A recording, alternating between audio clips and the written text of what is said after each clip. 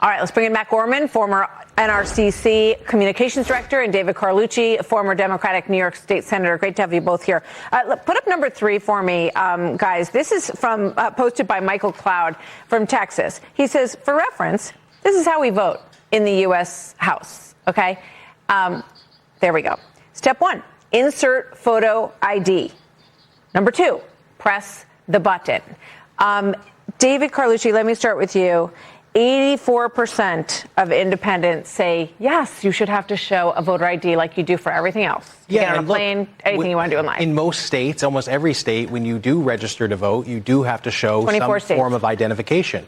Now, what the SAVE Act is doing is something completely different. What it's doing is requiring that every state has to overhaul their election procedures, stop mail-in voting, stop online registration. Mail-in voting is actually not in this act. But what it does is it validates that you wouldn't be able to do that, because now you wouldn't be able to mail by vote. You have to show identification every time. Now, look, 20 million Americans don't currently access a driver's license, let alone a passport. So to get that identification is harder than it actually seems. This would disenfranchise rural voters. It disenfranchises. So those people can never get on an airplane. Yeah.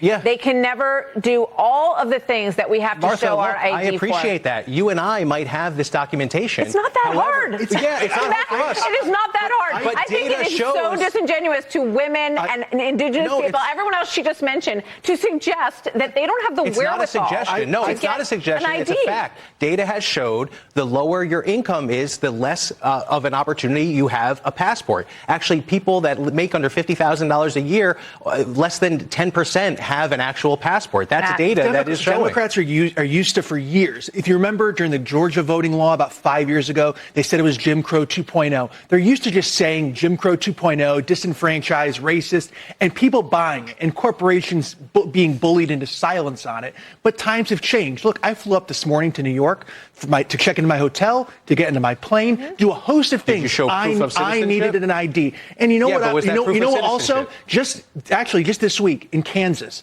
Clearwater, Kansas, everybody loves to say, Democrats love to say, this is all a hoax. Citizens can't vote in elections. Well, they found out not just a citizen voting in elections, a non-citizen was the mayor of the town of Clearwater. Nobody bothered checking it. So the next time Democrats say, oh, this is just all a fantasy to try and disenfranchise voters, there's actual real proof that this could happen. There's not real proof. We're showing one case of a mayor that slipped through the cracks.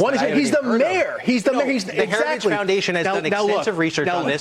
Democrats are used to finish your thought, Matt, and David, let him finish. I'm coming right back to you. Democrats are used to bullying people into silence on this by invoking racism and misogyny. The fact is, this is common sense. The poll that you showed earlier shows that 84% of Americans can agree on the weather, let alone to do anything, but they agree on this. But they're not agreeing on the merits of this bill. You give them a quick thing. Should you show ID? Yeah, sure, we should show ID. But now showing and documenting proof of citizenship is something different. Everyone who is here legally want to have proof of their citizenship.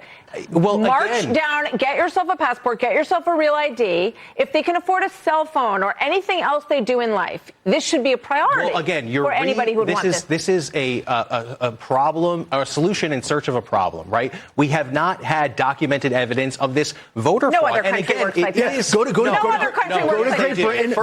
Britain, try and vote in their elections, try and go all across Europe without an ID, see how far you get. Read our Constitution, right? First, it does not give power to Congress to say who can and who cannot vote. That is not in the Constitution. What it does say is the states have that right. The states. Your party tried to do that. Let me ask Matt one quick question here, because I know people are interested in this at home. Very quickly, to vote Matt, if you're not a citizen. Matt, very quickly.